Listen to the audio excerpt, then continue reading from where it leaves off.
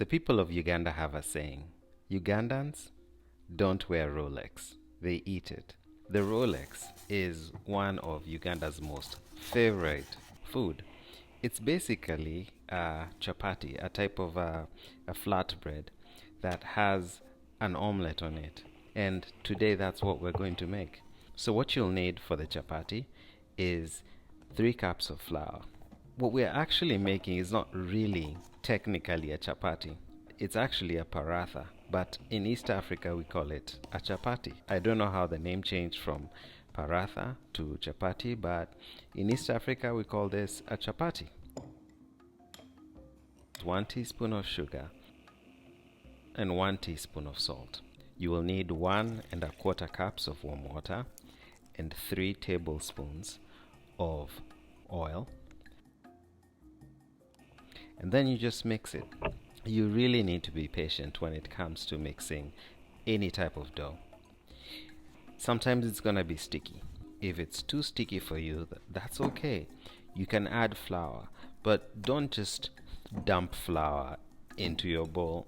Just keep adding it slowly by slowly, and by slowly I mean a tablespoon at a time. I don't know what comes to your mind when you think of Uganda, but when I think of Uganda, I think of a few things. The very first thing is one of its presidents, Idi Amin Dada, who was this dictator. He was just a monster of a human being, an egomaniac president who was responsible for so many deaths and also the expulsion of descendants of Southeast Asians. When it comes to Idi Amin, there are 2 movies I'd recommend: The Last King of Scotland and Raid on Entebbe. Uganda is a very, very beautiful country. It's one of the most underrated countries in East Africa. It's just amazingly beautiful. Winston Churchill called it the Pearl of Africa, and it still is. The people are just such an amazing, kind-hearted, and caring people who are very selfless and very entrepreneurial. And this entrepreneurial spirit is what led to the creation of the Rolex. While the dough was resting, I got green onions, which I had pre-chopped, and red bell peppers, which tend to be on the sweeter side, and onions. Yum, yum, yum. And eggs. And so here's how to break an egg. You just hit it on a flat surface and then pull it apart.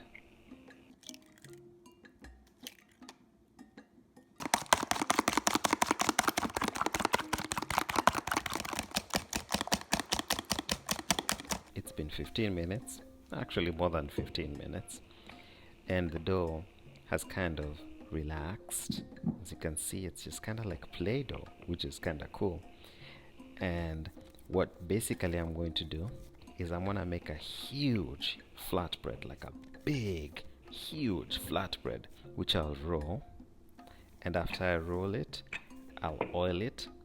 And then after oiling it, I'll roll it up into like a cigar, a long cigar. And then cut the cigar into little pieces, smash it, and then flour your surface. Always remember to flour your surface. Flouring your surface prevents the dough from sticking to the surface. And a dough that's stuck to the surface is just a pain in the rear. And then roll it.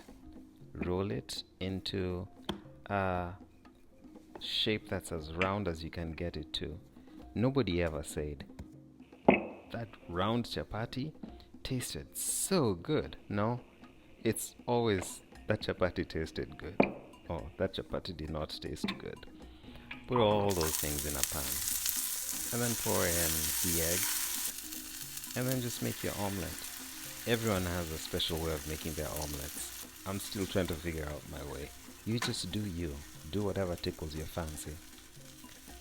There you go. Look at that. That's a decent looking omelette.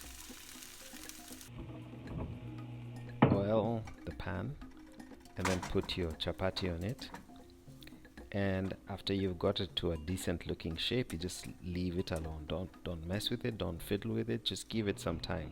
And after a minute or two, it's gonna release from the pan. And what you're looking for is spots on the chapati. You see those brown spots? Perfect. Those spots tell you that your chapati is on the right track. And then after that, just roll it up.